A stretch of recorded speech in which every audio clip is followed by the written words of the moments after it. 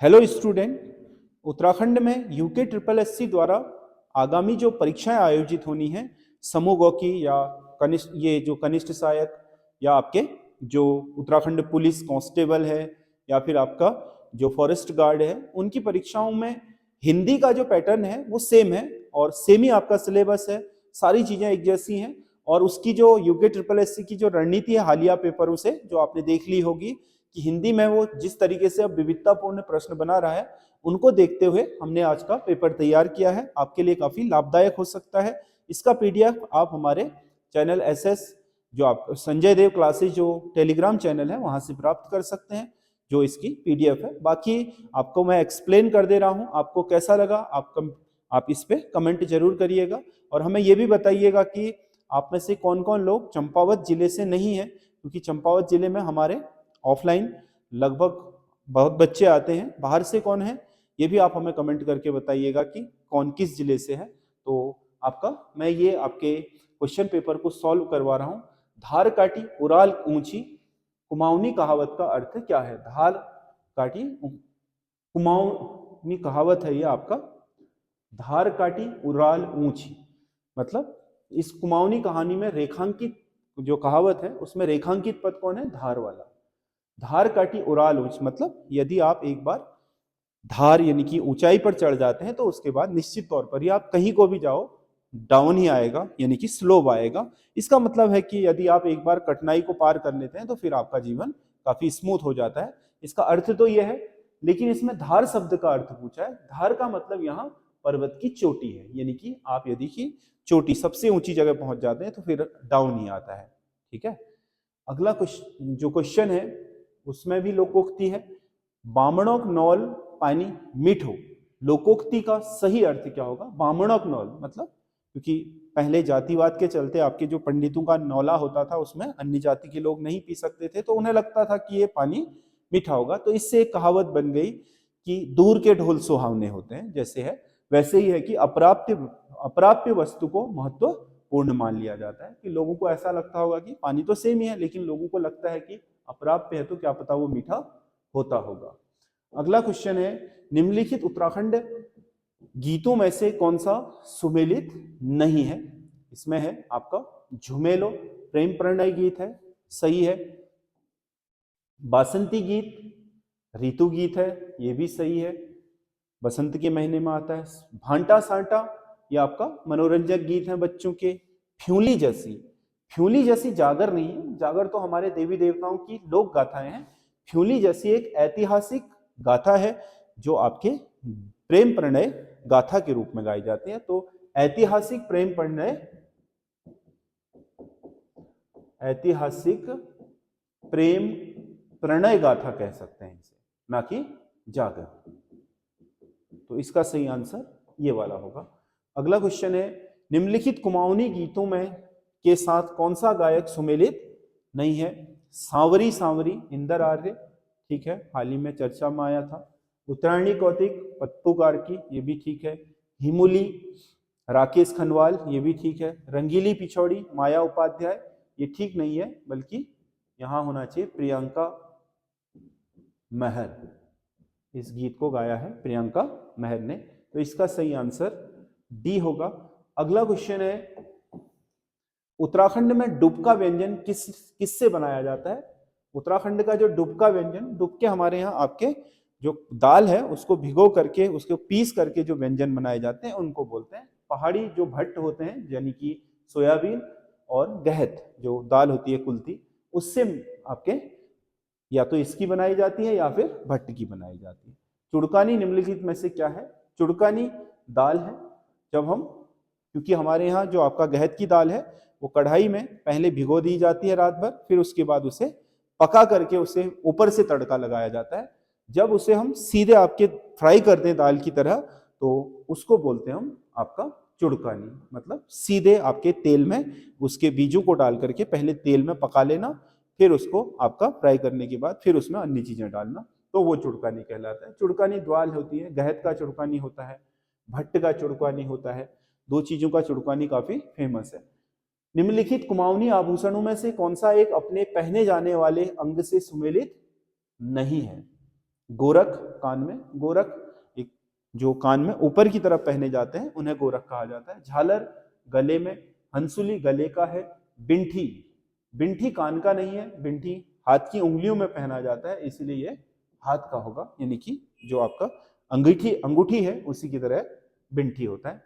अगला क्वेश्चन है, निम्नलिखित में से कौन सा भक्तिकालीन कवि नहीं है? भक्तिकालीन कवि नहीं है। सूरदास भक्तिकालीन है, रसखान भक्तिकालीन, सूरदास कृष्ण भक्ति धारा, रसखान कृष्ण भक्ति धारा, तुलसीदास राम भक्ति धारा। बिहारी, बिहारी भक्तिकालीन नहीं है बल्कि रीतिकालीन कवि है, रीतिकालीन कवि है, तो इसका सही आंसर ये होगा।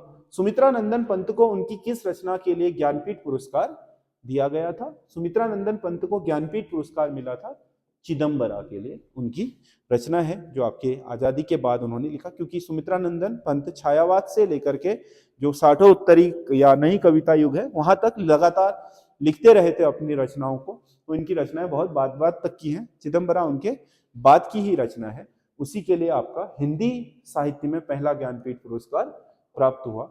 निम्नलिखित विलोमार्थक में से कौन सा जोड़ा सही नहीं है? सूक्ष्म का स्थूल सही है, अवनी का अंबर सही है, अवनी धरती अंबर आकाश, खंडन का मंडन सही है, आरवी भाव का अनातुर ये गलत है, इसका तिरोभाव होना चाहिए, तिरोभाव, तो इसका सही आंसर ये है। अगला क्वेश्चन है, निम्नलिखित में से किस व्यंजन को लुंठित व्यंजन भी कहा जाता है? लुंठित मतलब ऐसा व्यंजन जिनके उच्चारण के समय जीभ आपके मूर्धन्य या तालु से टकरा करके लुढ़क करके नीचे आ जाए, उसे लुंठित व्यंजन बोलते हैं। हिंदी वर्णमाला में रॉ, इसमें से इनमें से रॉ, जब हम रॉ बोलते हैं तो वो तालु से टकरा करके लुढ़क करके वापस आ जाता है, तो रॉ इसका सही आंसर होगा। मनवंतर शब्द में कौन सी संधि होगी? मनवंतर अगर शब्द की संधि विच्छेद करें तो ये होगा मनुधन अंतर, तो इसमें अंतिम शब्द आया उ, छोटा उ, और दूसरे शब्द का आरंभ हुआ औ में, तो अगर हम इन दोनों को जोड़ें तो ये बन जाएगा वो, क्या बन जाएगा? वो। तो उ और औ मिलकर के वो कब बनाते हैं? आपके यण संधि में, तो इसमें मौ तो वही रहा, 9 में से मात्रा हट गई तो आधा 9 हो गया, और इन दोनों से मिलकर के वो बन गया, बाकी आगे को वही है मनवंतर, यानी कि यण संधि है, मनुधन अंतर से बना है मनवंतर। अगला क्वेश्चन है, कौन सा एक अदिति शब्द का अनेकार्थी नहीं है? अदिति, अदिति जिन्हें हम देवताओं की माता बोलते हैं, अदिति आपका जो अदिति है, इन्हीं के उपासना में हमारा गायत्री मंत्र रचित है। आपको पता होना चाहिए कि गायत्री मंत्र जो हम आपके ऋग्वेद में से लिया गया है, उस गायत्री मंत्र में आपकी उपासना की गई है देवताओं की माता अदिति की। तो जो आपका अदिति है इसका मतलब पृथ्वी भी है, प्रकृति भी है, वाणी भी है, सुंदर नहीं है। अदिति का मतलब सुंदर नहीं होता, इसका अनेकार्थी, ये सब अदिति के अनेकार्थी हैं।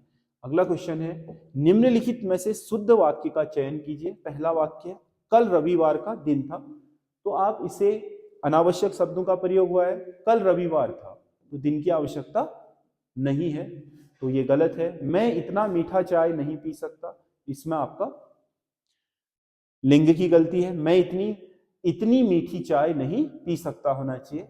देश की वर्तमान मौजूदा हालात ठीक नहीं है, देश के मौजूदा हालात ठीक नहीं है। वर्तमान और मौजूदा का एक ही अर्थ है, या तो वर्तमान लगा लिख लीजिए या मौजूदा, होना एक ही चाहिए। अनावश्यक शब्द का प्रयोग हुआ है, अगर आप इसे हटा देते हो तो देश की मौजूदा हालात ठीक नहीं है, अगर इसे हटा लेते हो तो फिर देश की वर्तमान हालात या स्थिति ठीक नहीं है, तो यहाँ मौजूदा होना चाहिए जो वाक्य है, तो ये भी गलत है। यह कविता अनेक भाव प्रकट करती है, ये बिल्कुल सही है, तो डी इसका सही आंसर होगा। अगला क्वेश्चन है, निम्नलिखित में से कौन सा परशुराम का पर्यायवाची नहीं है? परशुराम का पर्यायवाची आपका भार्गव सही है, भार्गव नाम है। शक्रचाप नहीं होता, शक्रचाप का मतलब होता है आपका जो